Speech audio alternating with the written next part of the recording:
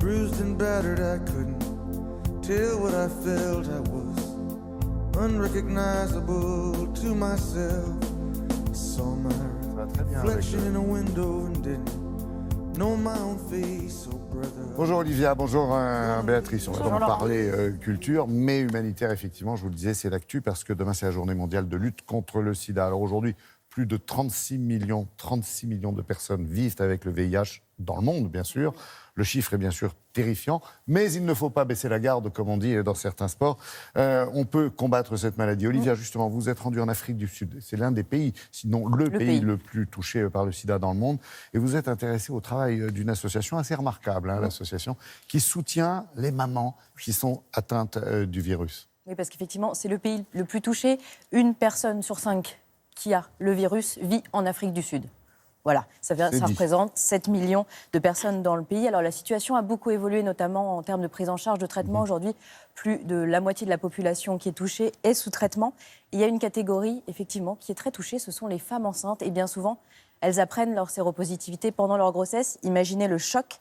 Pour qu'elles affrontent cette situation en se sentant soutenues, en ne perdant pas espoir, il y a une association, vous le disiez, qui fait un travail remarquable. Elle s'appelle Mothers to Mothers, de mère à mère. Ce sont des femmes séropositives qui vont en soutenir d'autres. Elles vont leur prouver qu'on peut avoir une vie de maman, de femme, que le virus ne soit pas omniprésent et surtout, elles vont les suivre pour qu'elles ne transmettent pas le virus à leur bébé. Elles vont les suivre pendant leur grossesse et pendant les premiers mois de l'enfant. Et le résultat est là, ça marche, on tombe à un taux de transmission quasiment nul, moins de 2% chez ces bébés-là, alors que sinon on est à 40%. C'est ce que je dis, on peut lutter, on peut se battre on peut encore. lutter et la plupart des enfants vont être sains, en bonne santé, avec quelques conseils et un suivi un peu appuyé, qui est tant médical que psychologique. On a rencontré 2 femmes qui forcent vraiment le respect. Elles s'appellent Tembisa et Tamara. Vous allez voir, elles sont fortes, elles vont bien. Leurs enfants sont en bonne santé. Après ça, on parlera d'allaitement parce que vous allez voir qu'il y a eu une évolution et qu'on ignore encore beaucoup de choses sur le sujet. Mais tout de suite, direction le Cap, donc à la pointe de l'Afrique, pour voir comment ces femmes luttent contre le virus avec force et optimisme. À une trentaine de minutes du centre du Cap, voici Kaelicha, l'un des plus importants townships du pays. Pas de chiffre officiel, mais 1,5 million de personnes y vivraient. Parmi elles, Tembisa, 37 ans, mère de 2 enfants. Comme souvent les femmes en Afrique du Sud, elle a appris sa séropositivité alors qu'elle était enceinte. On m'a diagnostiqué le VIH en 2007, lors de ma première grossesse. J'ai été choquée d'apprendre cette nouvelle, parce que quelques années avant, mon frère était mort du sida. Mon compagnon ne l'a pas bien pris. Il m'a traitée de menteuse. Ensuite, j'ai essayé de le convaincre de faire un test, mais il a mis 3 ans à y aller, et au final, il était lui aussi positif. Quelque temps après, j'ai rencontré des mentors mothers. Elles m'ont vraiment aidée et donné de l'espoir. Celui de se dire que ce n'est pas parce qu'on est séropositive que la vie s'arrête. On peut vivre comme tout le monde, rien ne nous arrivera et on aura un bébé en bonne santé. Aujourd'hui, Tembisa est à son tour Mentor Mother pour l'association.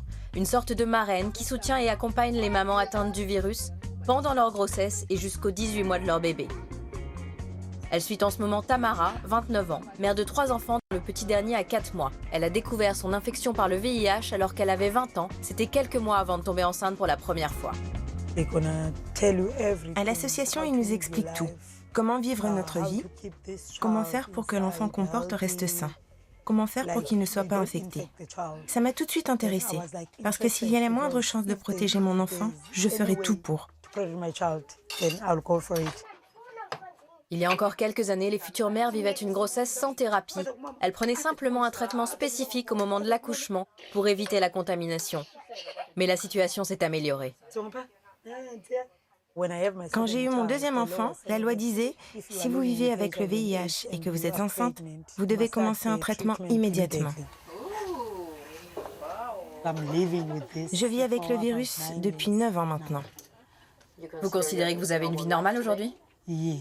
Oui, je suis normale.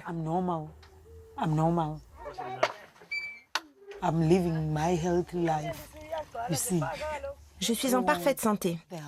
Vous voyez, grâce à l'aide de Mothers to Mothers, sans eux, je ne serais pas là aujourd'hui. Ils m'ont tellement aidée à parler, à sortir ce que j'avais au fond de moi. Ce que je ne pouvais pas dire à ma famille, à mes amis.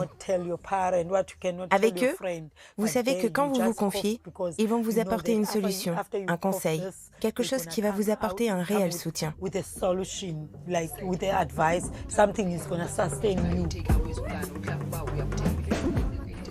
On ne peut pas faire ce métier si on n'est pas porteuse du virus, sinon on ne sait pas réellement de quoi on parle. Je pense que quelqu'un qui n'est pas touché ne peut pas faire ce travail comme il faut.